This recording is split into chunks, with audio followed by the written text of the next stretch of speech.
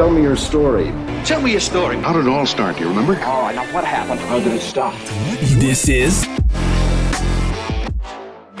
Oh man, what is up everybody? Welcome back to another episode of Small Business Origins. I'm your host, as always, John Kelley, aka John the Marketer on Instagram and TikTok, and you're tuned in. It's our nationwide search. We're looking for entrepreneurs that have a story to tell. And joining me virtually in the studio from Los Angeles, California, I've got an entrepreneur that wants to do just that. We've got Jason Hennessey. He's with Hennessy Digital. Jason, welcome to the show. John, thanks so much to have me on the show here today. I appreciate it. Yeah, man, it is my pleasure to have you on. I'm excited to jump into it. It's always interesting to talk to other marketing professionals because this is just kind of a world that people don't truly understand. So I know we're going to talk about some really, cool things to us because we're nerds. Sure. And maybe this is something that people are truly going to start to understand and learn about after we have our conversation. But we always start out this show with an icebreaker question. And today's icebreaker question is, according to you, what is the most mind-numbingly dull movie that has ever been made? Mind-numbingly dull movie that's ever been made. So I don't, as an entrepreneur, right? Because I don't ever have patience to sit down and watch a full movie. My selection isn't as big as probably most of your guests. I would say a movie that is dull. Let's go with, there's a Nicolas Cage movie. What is it? Wonderwall? What is that? Waterworks, I'd say. Yes, I'd say it's not Nicolas Cage, but I think it's Waterworks, and it's just not a good movie, I'd say. Let's go with that one. I haven't heard of it, so I'm going to say your answer is probably spot on because this is not a movie that I've ever looked into. I mean, I'm the same way. I do watch quite a bit of programs, I guess we could say. I'm big into TV shows. I try to make time at night. My wife and I were really big into Blacklist right now. So we've been watching that series on Netflix, and it's my time to kind of sit down, decompress. And unfortunately, 90% of the time, as soon as we're done and she goes to bed, the laptop is back out on the bed, or I'm headed back to my home studio to do something else because just like you, I've got entrepreneurship duties that call. As far as movies are concerned, I'm not a huge movie buff. I do like to watch one every now and then. But if you remember back when the Blair Witch Project came out, to me, as someone who loves being scared, I hit up the horror houses whenever it's Halloween time. And I love doing that kind of stuff. So I was so excited for the Blair Witch Project. I was like, this is going to be awesome. It's shot from a different perspective you don't really see very often on movies. And I showed up and I was so bored the entire thing. I mean, nothing ever happened. Yes. It's like these TikTok paranormal investigators that you see. It's just like, oh, there's a sound over here. And that's it. And they're trying to translate that through a movie. And I was so bored out of my mind. I went to the theater to see it. I was so disappointed. I wanted a refund, but I walked out bored. We love that stuff too. We love the horror stuff. Went to a place with my kids called the 17th Door. It's out here in Los Angeles. And you have to sign a waiver that says basically you can die and you can't sue us. And it's okay. God. Yeah, it's pretty, you could probably YouTube it, but there's, it's definitely out there for sure. Yeah. That's one I'm going to have to check out because we've been to LA before on a visit. And, of course, we had to drive through Hollywood and just see all the stuff that as a Texan, if you don't travel to California, that's the only thing you know about California is what you see on TV and movies. And we had to go verify this stuff and see what the real actual story out there was. It was actually pretty cool, man. I got to ride along with LAPD Air Division. Oh, that's cool. I got to go out there at night and saw a couple police chases. And then, of course, the rest of the time when they weren't actually working, they're just taking us out there so we could see the Santa Monica Pier at night, driving us over Charles Manson's, the home that he was in whenever he committed all of those horrible acts. And then obviously my wife and her friend, they got to go to the Griffith Observatory and see all that stuff. And they were like, well, let's go make them jealous and give you an aerial view of that and the Hollywood sign. So we get to fly over all the restricted airspace and see everything in person. It was an amazing experience, cool. Man. Very cool. Yeah. I don't know how you were able to pull that off, but man, I've been living here for about 8 years. I haven't done anything that cool. So yeah. I'm going to have to make a call, see if I can still get you hooked up, man. My guy that was out there, he was a sergeant with LAPD Air Division, George, and he is no longer there. He does basically tours now of a helicopter Sure. agency and runs all that stuff. Uh-huh. Excellent dude. I still stay in touch with him this day, but it was just kind of one of those connections I had with an old boss of mine who came from LAPD. And, he was like, hey, while y'all are there, it's your birthday, man. You want to go fly in a helicopter? And I was like, Heck yeah. yeah. Heck In yeah. Texas, we say, does a bear shit in the woods? Like, yes, absolutely. That's what I want to do on my birthday. So Yes. it was fun. But Jason, I could talk about myself all day. Obviously, that's why I'm on a podcast, but I'm here to interview other people. So let's hop into it, man. Where did you come from? How'd you get into entrepreneurship? And what is your origin story? Yeah. I think, entrepreneurship, for me, it started really early. I was the kid that didn't come from a very wealthy family. My mom was 17 when she had me. My father was out of the picture. My grandparents raised me. He was a custodian, and my grandmother made bathing suits. And so we didn't really have much, and in fact, we didn't have a car when I was kind of growing up early on, right? So we walked everywhere. So, I had a appreciation for, just some of the traditional values. But at the same time, I was money motivated, right? Because when you don't have a lot of money, like that's kind of like, what you want. And so I was a kid selling lollipops and blow pops out of my backpack, lemonade stands, newspaper, delivering newspaper, all of that stuff, right? And, and I always knew that I had that in my DNA. I'd be sitting at lunch at like a pizzeria that's close to the school. And instead of worrying about like schoolwork, I'm sitting there thinking, I remember this very clearly. Like, I'm like, man, there's like 40 kids in here right now. Everybody's giving them like $5 each. Like, it's a perfect location, right? So like, even back then I was kind of like business minded, but I didn't realize it at the time. And then just kind of growing up, you start one business. I started my first business when I was 14. It was a mobile DJ company. I would DJ Sweet 16 parties. And then I ended up joining the Air Force, got out of the Air Force, and one business led to the next.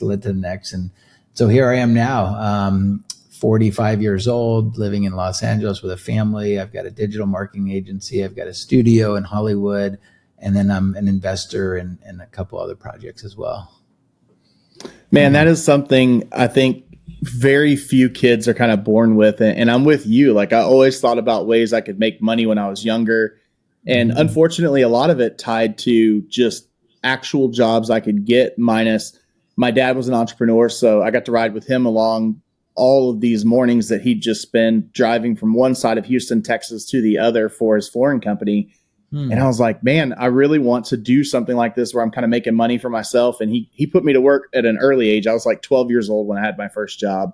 And all I would do is just rip up floors. So I'm out there just tearing up these floors for him, making a couple $300 a weekend. And luckily that entrepreneurship drive kind of went from my dad to me. And I started doing exactly the same thing, man. When I was 13 years old, I had a buddy of mine. I'd hang out with my dad. Like I said, we'd drive 200-300 miles back and forth through Houston and then get back. And the first thing my dad wanted to do was go to the bar, grab a beer and drink something. And growing up out here in rural Houston area, we had ice houses where 13-year-olds could accompany their parents to a bar and it wasn't a problem. So I shot pool quite a bit. Actually just did a business deal with a really good friend of mine from school. And he was one of those kids. We'd be over there shooting pool. Our dads were at the bar drinking. And, then we'd wind up being the driver to take them home, to make sure they got home safely type stuff. So we grew up pretty quick.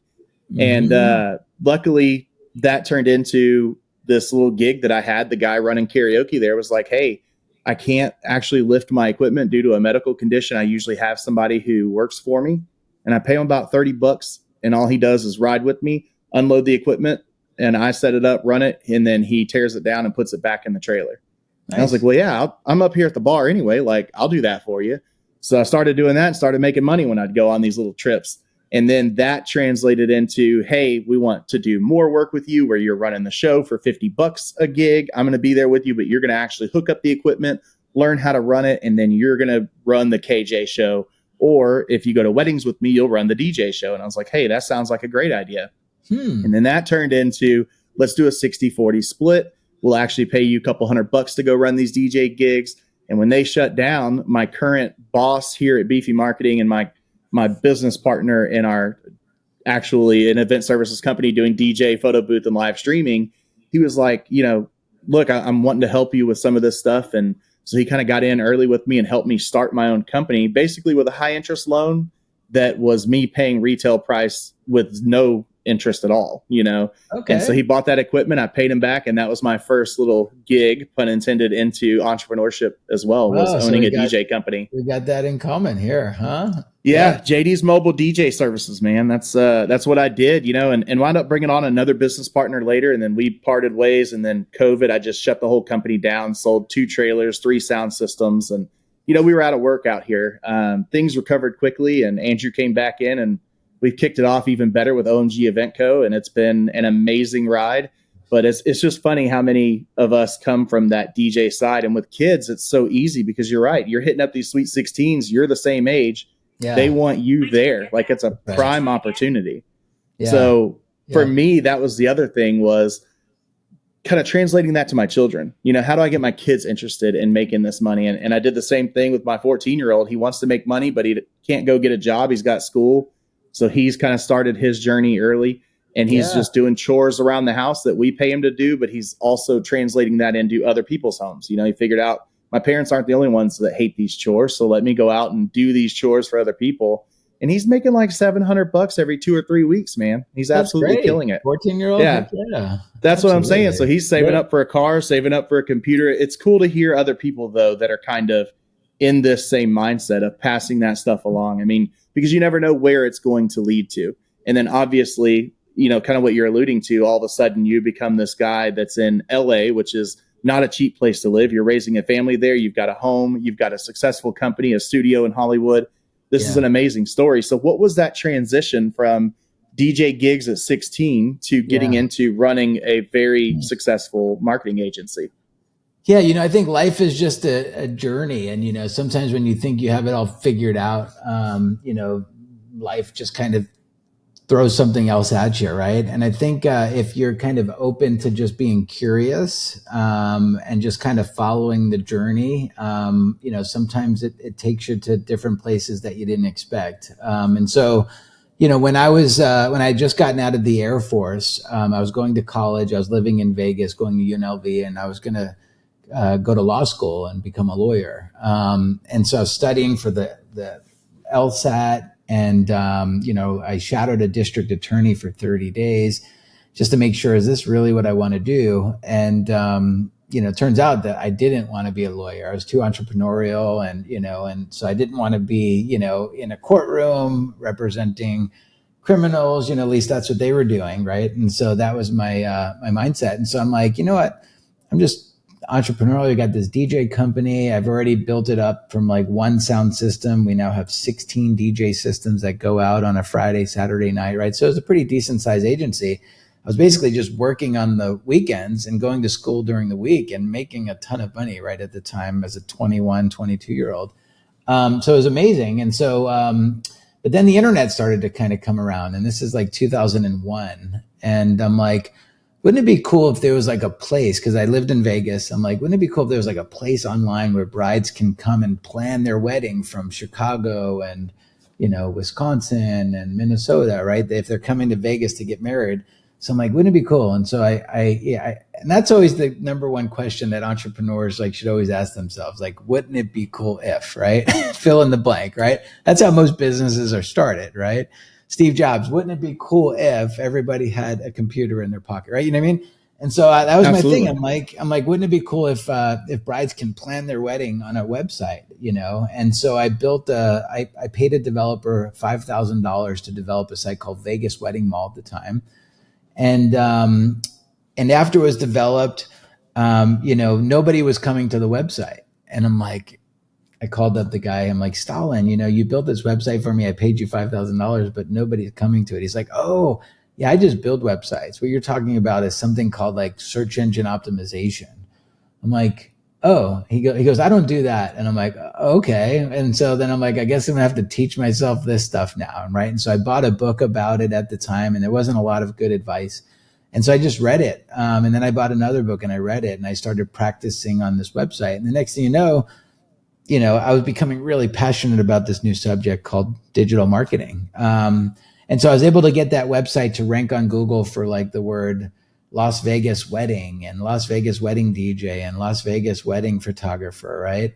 And so the next thing you know, like I had people in Las Vegas that were calling me to advertise on this website. And so I'm like, whoa, this is really cool. And so then I was selling banners on this website for like $100 a month, right? And it was just passive, reoccurring revenue, right? Every month people pay $100 just to have this banner. And, and so then it turned into a business. And so then I built Seattle Wedding Mall and Los Angeles Wedding Mall and Nashville. And so that's kind of the evolution from kind of going into like being a DJ into this internet stuff. And then from there, I got really good at this SEO stuff. And I started to do some affiliate marketing. And then I got hired to work on some poker websites. And that's like competing at the highest level. Until the point where we moved from Vegas. I sold the businesses, moved to Georgia. I didn't want to raise my kids in Vegas, so we moved to Georgia. And then I spoke at a lawyer's house. I got asked to speak about like legal marketing. How do lawyers leverage SEO? So I got up there. There was about 50 lawyers in the audience. They were all DUI lawyers. And I just gave a presentation as how I was able to rank on Google for like the word wedding favors, and it had nothing to do with law. And because I just was very transparent, about 6 lawyers approached the stage and says, hey, by the way, do you do this for like consulting? And I'm like, not really, but give me your business card, And so I ended up leaving there with like 6 new clients. And, each of the clients were paying like $5,000 to $8,000 a month. And so it's like $35,000 in revenue just from one presentation per month. Right. And so that's how I entered the legal space. And many years later, I've got an agency that works with lawyers. Mostly we do a lot of work with lawyers. I wrote a book called Law Firm SEO. And then I just have another book that just came out called Honest SEO, just came out 2 days ago. So. Yeah. What do you think? Because SEO is something that obviously is a pretty interesting topic for businesses to learn and understand. And they may not find it interesting right now, but when they start asking questions to agencies, they'll understand why it should be interesting to them. What do you think the biggest misconception surrounding SEO is for a potential client? The biggest misconception is that you just kind of like do it once, in fact, I think GoDaddy, when you buy a domain, it says, would you like to include SEO for $4? You know what I mean? It's like, that's not really what SEO is. Sure, when you build a website, like you can optimize it and kind of like make the pages so that the title tags and the H1 tags, right? But, just by having a 6-page website that has SEO doesn't mean that's really SEO. SEO is, we've got clients that pay tens of thousands of dollars a month just on SEO. And what does that include? That includes like writing content, doing all the technical analysis, like doing digital PR and getting other websites to link back to it, right?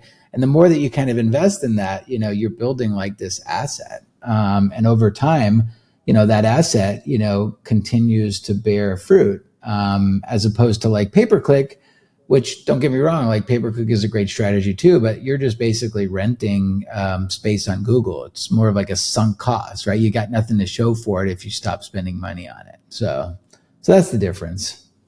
Yeah, that's a big thing that we run into quite a bit is, people see these advertisements for a search engine optimization, and they don't realize just getting your search or your web page search engine optimized one time that you're paying for is totally different than these SEO campaigns. That's where right. You're actively trying to move your website up to the top of Google or any other search engine that it's involved in. And that's definitely something I can see as being like a big issue, is kind of educating those clients. Because if you're finding this same thing in the law firm space in Los Angeles, California, and we're down here in the home services and nonprofit space in Houston, Texas, it's like, wow, there's a commonality here. And I think that people may think, this agency does SEO and they're wanting to charge so many thousands of dollars per month. Why? What work is going into it? But I know that behind the scenes, like you said, all the knowledge you had to learn to be able to continuously run these campaigns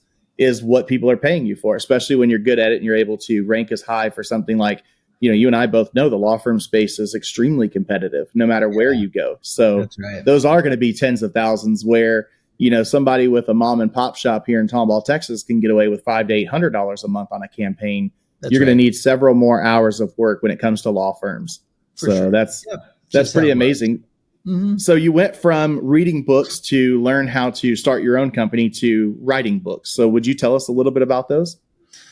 Yeah, I think when I was coming up, and I was starting to learn about SEO, I was intimidated, right? Because I'm not a coder, that's not me. And so when you go to buy a book about SEO, it's a little intimidating to walk up to a Barnes and Noble at the time and go to the computer engineering section of the website and look at all these other books about C++ and JavaScript. And then, oh yeah, here's this SEO book, right? And then you grab it, and then you're like, am I even going to understand this? Right. And so, what I wanted to do is, after doing this for so long and still not really being a coder, but, kind of understanding the core principles of SEO. I think one of my gifts in life is breaking something down that's complex and making it easy to understand. And so that was just kind of my mission, was to take 20 years of practical experience with SEO, competing at some of the highest levels in terms of the industries, from, ranking on Google for online poker, right, which is even more competitive than legal, to ranking on Google for car accident lawyer in Los Angeles, stuff like that. Those are like super competitive. And breaking it down, so that people that read the book will be able to kind of understand it. And they finally say, aha, I think I get this now. Right. And so that was my mission in writing the first book, which was specifically targeting lawyers, right? Because that's kind of the industry that we catered to. And I got such great feedback with it that I'm like, you know what? Like, I think I should basically kind of write a book that targets small business owners. Because coming up as a small business owner, like, I feel it was my duty to kind of give back to the industry that kind of brought me up. Right. And so, I hope that, somebody that's 20 years old that, is just getting started can pick up the book and, hopefully I can kind of give them all the cliff notes of everything that had to take me 20 years to kind of absorb, with best practices, and they just kind of get the shortcut and they can kind of just get in it. Right. So that's part of the reason, it's they always say, like, when you kind of meet or achieve some level of success, you should always go back and try to be the person that you needed, right, when you were younger. And so It's just part of the legacy, I guess. Yeah, that's something we see. So my listeners know full time, I'm a firefighter. So I'm a lieutenant on a fire truck. And oh, cool. That's exactly kind of the mentality that we have when you become a leader, like the very low level leadership position I'm in of being a lieutenant. You have to give back. You always want to leave whatever it is. You should have this mantra. But for us, it's the fire service. I want to leave the fire service in better condition than I found it. Sure. And that's exactly it. Is, we see a lot of my mentors are so focused on, because it's easy when we see these Gen Xers coming in, no matter what industry they're coming into, there are a lot of them that are considered to be problematic. They want that instant gratification even more than my generation, the millennials, wanted. Mm-hmm. And a lot of times it comes with, I want to receive a whole lot and not give a whole lot. And that's kind of where we're at in the leadership portion of the fire service today is, well, it's time for us to do exactly what you said. And that is be the person that you needed when you were entering the fire service as a kid. Yeah. And my mentor, Chief Johnson, that's what he says always, is give them an opportunity to fall in love with the job.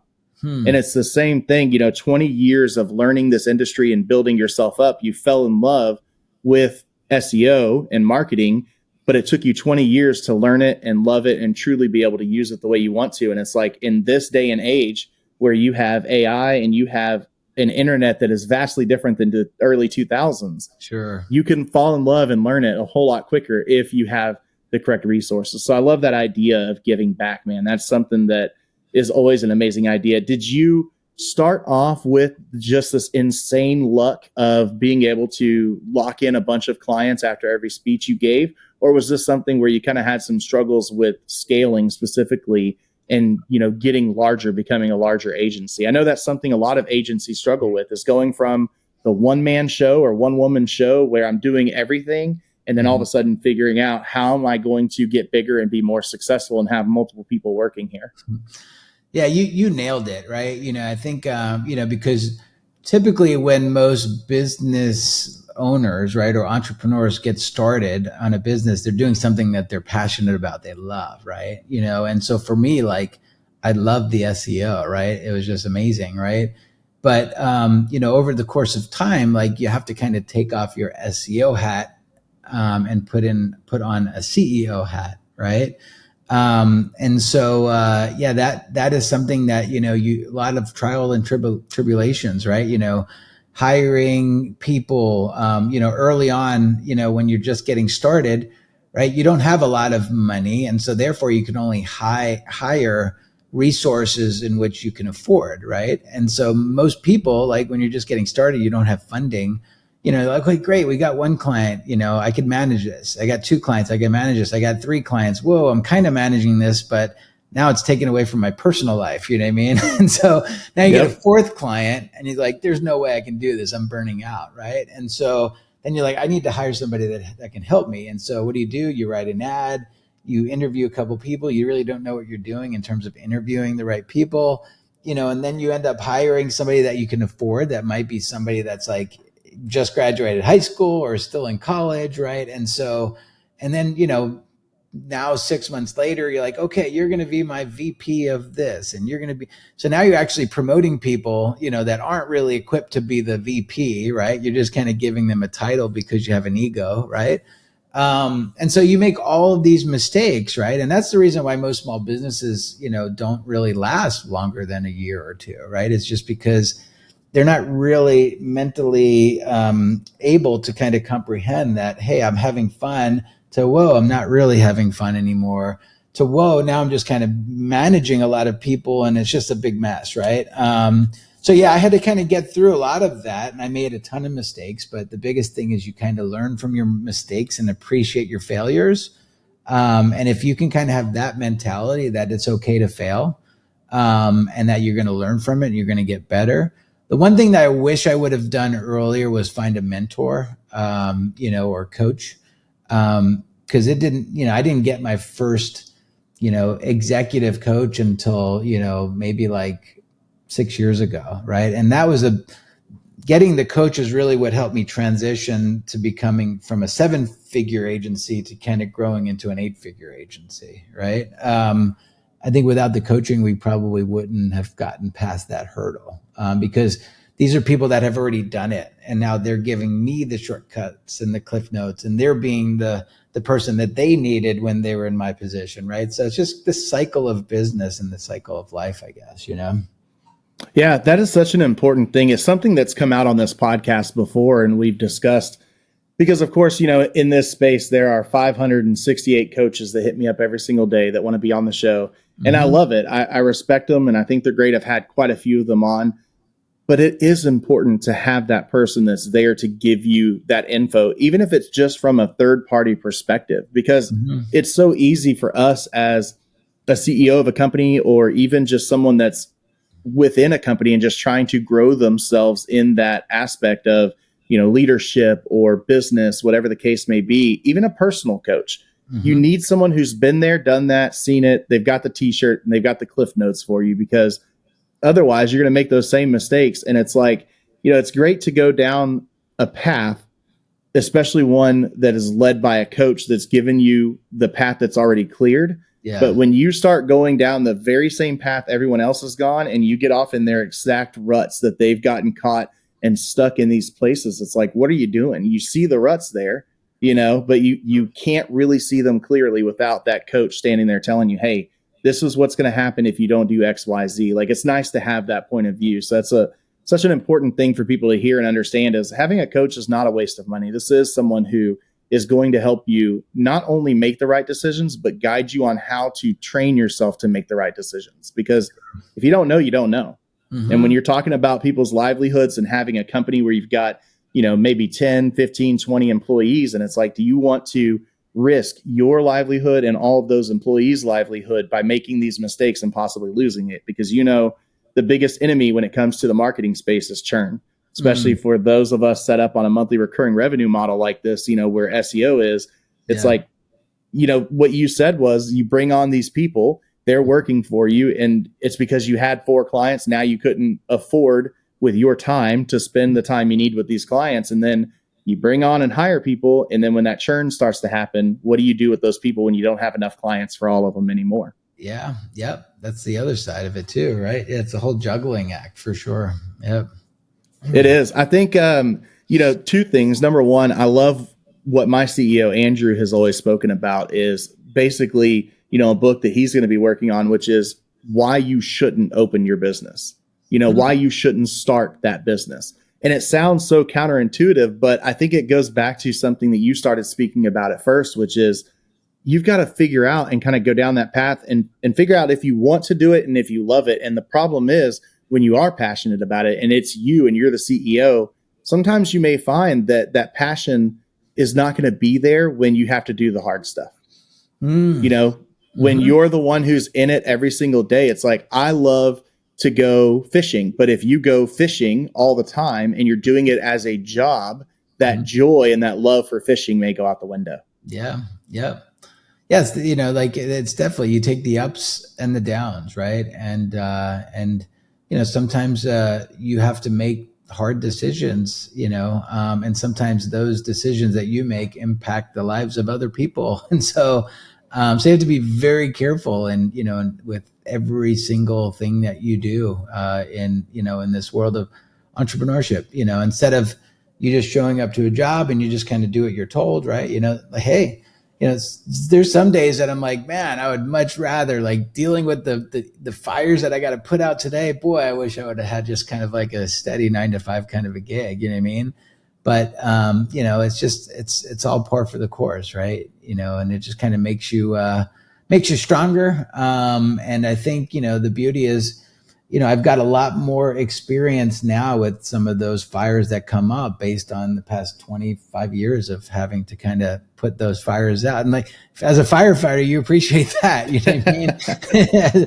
As that reference, right? Yeah. Mm-hmm. I was just talking with somebody about how similar entrepreneurship is to being a firefighter, as far as just even looking at them both from a very basic elementary perspective of a firefighter's job is to put out fires. And then it's like entrepreneurs, it's the same thing. Of course, you want to prevent fires. So do firefighters. That's why you have the fire marshal's office and you have building codes and inspections and fire codes and all of these things. But at the same time, a lot of what you get paid to do is make that split second decision, sometimes in a path that hasn't been explored before, maybe not explored very well. And it's like, you've got to make a decision as an expert all of a sudden in a split second and figure out how you're going to handle this situation and put that fire out. And that's right. It truly is very similar. So it's probably no accident as to why I'm in the 2 industries that I'm in right now. That's for sure. Yeah. So what is the name of your agency?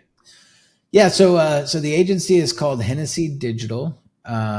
This is my second agency that I built. This one was started in 2015. And I'm very fortunate because of all of the experience that I had building my first agency and a lot of the mistakes that I made there.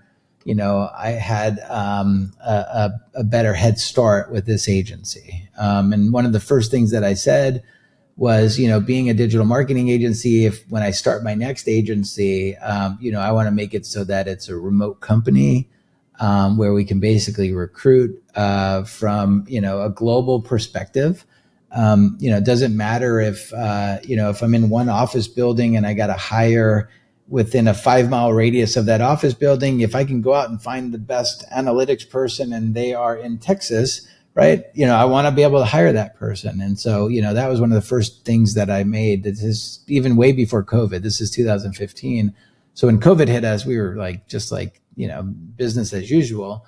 And then just all the other little things, that just kind of the lessons that I've learned about hiring, recruiting, and, best thing is just figure out, what am I not good at? What is the stuff that I used to do at the old agency that I'm just not good at, and that's like the HR and the accounting. That's the stuff that I don't have a lot of fun doing. It's just not me, right? I'd rather, deal with people and do business development and do podcasts and write books and speak in public, right? Those are the things that I think I'm good at and I enjoy, right? And, all the other stuff, I figured out a way to just kind of, delegate that, and hire the right people. One of the biggest roles that we hired was the COO, putting a good second in command, that basically can kind of help you take a lot of this other stuff off of your plate and start to kind of, bring in people that are world class at that instead of me just doing it okay. So. Yeah, I know it's hard for entrepreneurs because it's so easy for us to follow our passions and what we love. And, you wind up not just staying in SEO, but also doing X, Y, Z. It's like we've got this thing that we do, this thing that we do. How much has your agency grown, from being a law firm SEO company to what are you doing now? Where are you located? How much of a footprint do you have in the US? Yeah. So when we first started this agency, this is 2015. I had one client. It was me and an assistant, right? So it's two of us. Fast forward, what is it now? 8 years later, we've made the Inc. 5,000 5 years in a row. We made the Inc. 500 back in 2019. We now have over 100 employees. We probably manage about 150 different clients. And our churn rate in terms of employees and clients is relatively low. And we're continuing to grow at a good pace. So it's exciting. And the best thing is, for example, I was able to take a full month off in July, which never would have happened ever, right? And I went to Europe with the family, and we went from Amsterdam all the way down to, the French Riviera, right? All throughout 32 days. And there was really no issues. I didn't have to take out my laptop once, right? I was checking emails and stuff on my phone, but that's just a true testament to, to building a team and a culture that basically kind of operates the business and grows the business even while I'm away for 30 days. So, yeah. I mean, that's the dream for an entrepreneur is freedom. Mm-hmm. Yep. We may not know it when we first get into it, and we think that it's controlling what we're doing or who we're serving or, what's going on. But that's the ultimate dream, is having that freedom, being able to step away and say, other people can handle this. I mean, that's, to me, you've achieved it. That's what we're looking for, right? Not having to be there every single day. We see it's so easy to get caught up in the just hustle, mentality of, if you just wake up earlier than everyone else, get to the office, bust your ass all day, you're the last one to leave and lock up. And then you just repeat that Monday through Friday. And on Saturday and Sunday, you're at home and that's all you're doing is hustling. You're going to make it. And it's like, that's not the point. No. If that's what I wanted, I would clock in for 40 hours and make some money. But I want to actually make a difference and be able to spend that time with my family and not have to miss holidays and, be able to put my phone down when I walk through the house and enjoy my 4-year-old or my 8-year-old or my 14-year-old versus, sitting there saying, hey, dad's busy. Leave me alone. Shut the office door. Yeah, that's funny you say that. I think earlier don't get me wrong, I was very money motivated my whole life, right? And that's how I kind of determined success, right? Based on money, right? And boy, did I have it all wrong. Money is definitely a tool, right?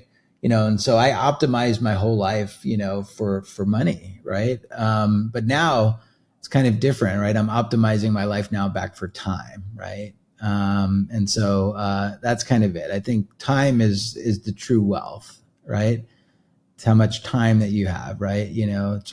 Nobody's going to ever remember, how your long hours at the office, except your kids, right? They're going to be the ones that remember that you were at the office for 12 hours every day. Instead, and for the wrong reason. Yeah, like that's not what you want. They'd rather you be at their gymnastics meets or their soccer games or, or just taking them to the park, right? So and as an entrepreneur, it's a really delicate thing, because some, entrepreneurs, we tend to have the tenacity to kind of go all in and give it 150% all time, right? And that's kind of your mindset.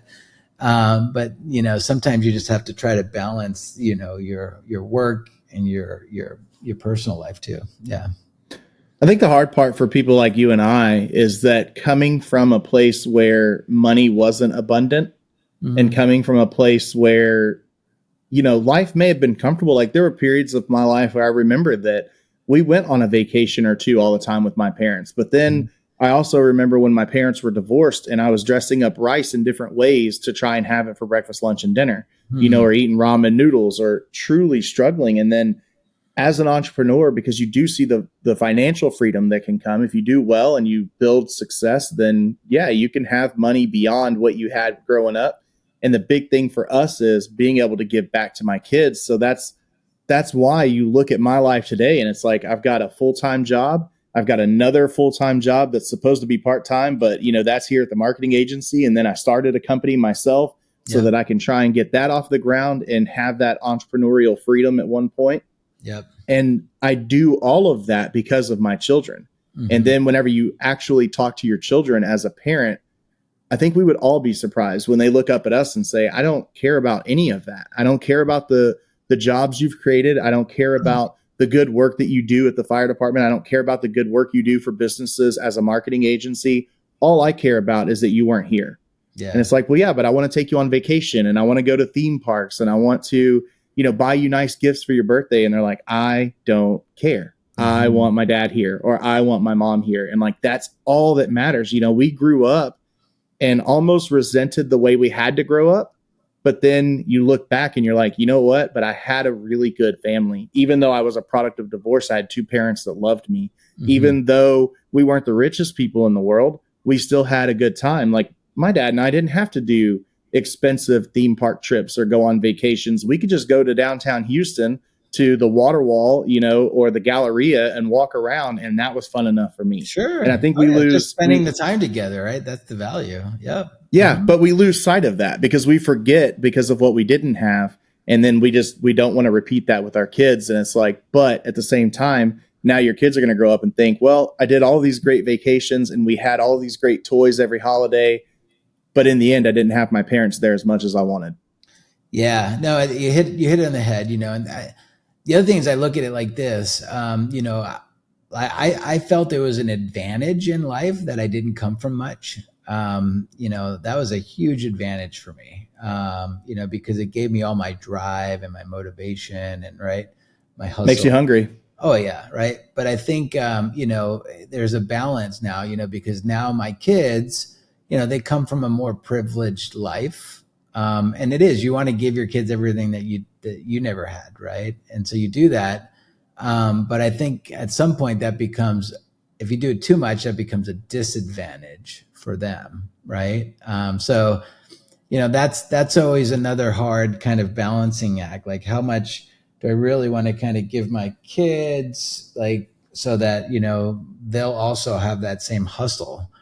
And so, that's another thing that entrepreneurs, they achieve such levels of success from a financial perspective and their kids just kind of are spoiled rotten. And they don't appreciate it. And, then those are the kids that are rude to the waiters and, all that other stuff. And so it's very, very important, that you kind of still, instill the values that you grew up with in them, even if they have a more privileged lifestyle than you did when you were growing up. Yeah. So what is it exactly that you're doing with this studio in Hollywood? Is that a part of the digital agency or is that kind of just a separate passion project or maybe even another company? Yeah, that's a whole separate project. We do use it for some of our clients. They'll come in and they'll do some video projects and stuff there. So it's a studio. It's called Hennessy Studios. It's in Hollywood, right inside the Television Academy campus. So like our studio, our video podcasting studio literally overlooks this huge Emmy statue, right? So it's right in the heart of this Television Academy campus. And so we've done all kinds of cool projects there. For example, a couple TV shows right now. We've got a contestant that was the finalist that got picked on the show Bachelor is going to be coming in and doing his personal podcast there. We did the show Love Island, their official podcast. So every time somebody got voted off of Love Island, they would come down and actually get interviewed by the host. We've had all kinds of soap opera stuff, right? So totally separate business, kind of geared for the area which we kind of serve, the entertainment business. And then we also have a video studio where we can do TV talk shows, music videos, stuff like that. Mm-hmm. That's amazing, man. I know that's always been a big passion of ours here is podcasting. Hence the reason I'm podcasting right now. It's a lot of fun. You get to meet really cool people, and there's never a bad day in the studio, in my opinion. It's just, it's always a good day to podcast. It is. Yep. For sure. So are you still going back to the agency? Are you still totally niched down into law firm and SEO work, or, what's your ideal client? And are you still wanting to grow as far as bringing on more clients? What does that kind of look like? Yeah. So we still cater very much to that niche. But it's not all that we work with. It's just who we market to. And that's just because we've got so many great case studies in that niche. And so many clients, and I speak in that industry, and, I'm well known in that industry, let's just say in the legal industry. And there's such a big blue ocean still in that industry. So there's no problems with that. But the reason why I wrote Honest SEO was, we're going to start doing, other things as well, other industries. So, yep. Awesome. Well, how do we connect with you, man? How do we find where you are? I mean, obviously it's a digital agency, so I hope that you have some digital channel on every social media platform and websites, of course, but what's the best way to connect with you, learn from you, and then see if we're a good fit? Yeah, no, I appreciate that. So I post video content just about every day, small little bite-sized clips of just some of the knowledge that I've learned over the years on Instagram. You can follow me just at my name at Jason Hennessey, HENNESSEY. Is the handle for that.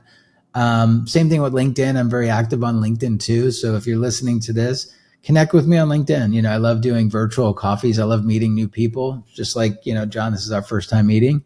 And then just kind of keeping in touch, and following people's journeys as well. I'm very curious about that. So say LinkedIn, Instagram, Twitter, same thing. And then Facebook is more personal stuff, but hey, you can come follow me there too, meet my kids and my family and things like that. And then the business is just Hennessy.com, which is my last name. That's awesome. Well, Jason, I can't thank you enough for being on the show today. And I know it takes, obviously it's time, right? There's other meetings you could probably be sitting in right now. And then it takes something to come on and share your life publicly. It's not something everyone's comfortable with. So thank you for taking the time to sit down with me today. Yeah. Thank you for your time and interviewing me. I appreciate it. So absolutely. And listeners, as always, thank you for tuning in for another episode of Small Business Origins. We could not do this thing without you. If there were no listeners, there would be no point in Jason and I talking on the podcast today. So thank you for wanting to hear what these people have to say and tuning in every single week faithfully. We really do appreciate it. But that's it for us. It's been another great episode, another amazing entrepreneur. And as always, if you want to stop by smallbusinessorigin.com, you can send us guests that you want to have on the show. You can look into the past episodes we've had. We are over 100 episodes, way over 100 episodes at this point. So there are so many people that you can digitally meet by listening to their story on our podcast by heading over to smallbusinessorigin.com. Let us know what you think of the show. As always, that's it for us, and stay beefy, my friends. Thanks for listening to another episode of Small Business Origins. I love an origin story. If you like what you just heard, leave us a review, subscribe, and share with a friend. You guys, check this out. They're going to love it. You're going to love it.